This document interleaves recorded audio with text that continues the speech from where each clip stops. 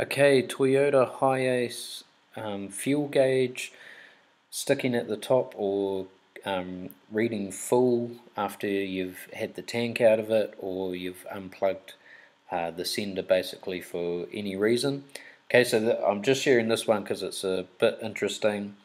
So if you've had the tank out, which you've probably done because somebody's put petrol in a diesel, and you've had to pull the tank out to clean it all out, which is what you need to do in that scenario. If you put the wrong fuel in, you need to get all of it out of there because petrol will just destroy injectors in these new common rail diesels.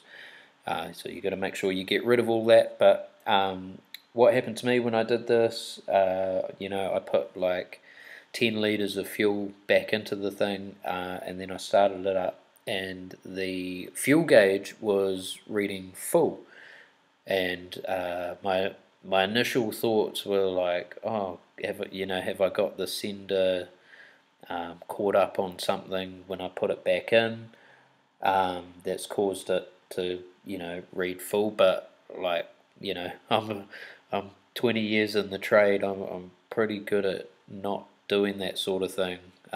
So I was really questioning that. So I put it up in the air, made sure I had everything plugged in, the connection was clean, all of that.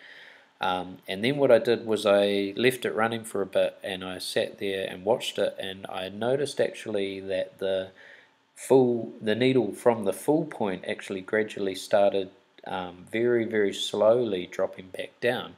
And then that made me think, does it need to recalibrate itself?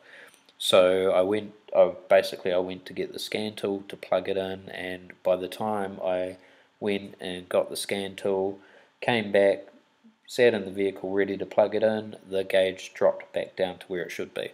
So long story short, all it is that it does need to recalibrate itself after it's been unplugged, which it will do on its own with the vehicle running. You've just got to give it a little while to do it, and just make sure that you can see that needle slowly start to drop. Leave it running for a while, and then you'll see it drop down to where it should be. Okay, so yeah, pretty simple but a bit different, just something to let you know in case you're freaking out that you got to pull the whole tank out again to get the sender back out of it. Because if it's anything like the one I had to do, it's a tradie van, and they fill the back of the thing up with all sorts of cabinetry, so you can't actually get at the port that allows you to reach the sender through the floor on the back. Yeah, so then you could have to take the tank right out just to be able to get the thing back out. But just let it run, let it recalibrate. Okay, I hope this helps you out, and don't forget to click a like and subscribe for more tips from Real Mechanics, and we'll see you in the next video.